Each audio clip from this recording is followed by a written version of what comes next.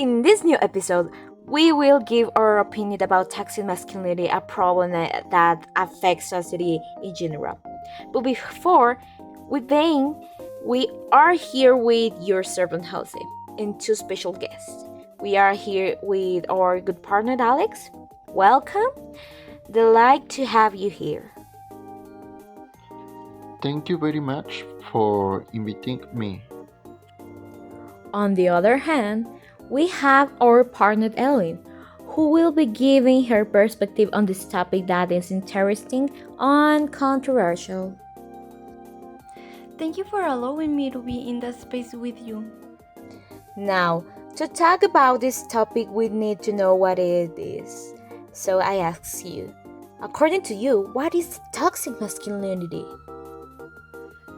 According to me and from what I know, toxic masculinity is harmful behavior and attitudes that usually occurs in heterosexual men. In my opinion, I think it is the idea that has been instilled in men of being men within a patriarchal environment where they are told that they must be strong, violent toward others, whether verbally or physically. I agree with your interpretations, and I would like to add this toxic masculinity is not inherent to the male condition, and any man can fall into pattern of behavior only if he is exposed to certain factors that can influence. Do you know some characteristics or factors that stand out within this behavior?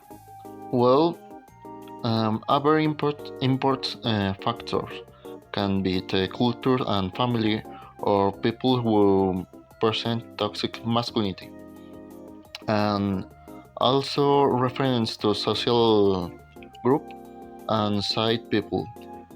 Since all together, these factors will come together and will be projected onto the person, demonstrating the typic of environment to which he is occurring, that is his violent behavior, arrogance, and emotional blockade.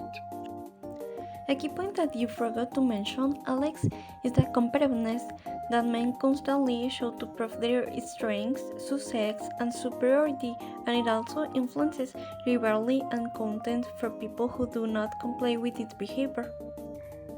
Even something else that I will add to this is that kind of the people believe they deserve everything. Just for the simple fact of being a man, this can even be seen in toxic relationship.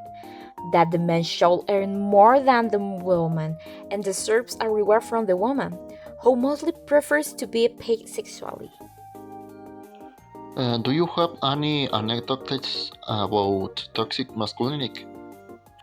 In fact, I have an anecdote about this topic. My father's paternal family is very close-minded and even sexist.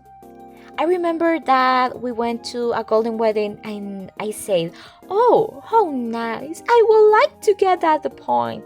But my aunt told me that she didn't understand why they celebrate years full of torment. If her uncle always hit her and made her cry, and that he even had another woman. Well, it's obvious that in those times they were applauded, although, well, uh, they still exist today. In my case, I had a relationship in which my partner always wanted to have control over me. He was also arrogant and narcissistic. For him, seeing another man cry was a sign of weaknesses and made him look effeminate, which I didn't agree with, and so we decided to end it. I have a family member who is clear representative of the toxic masculinity. He has aggressive before with everyone.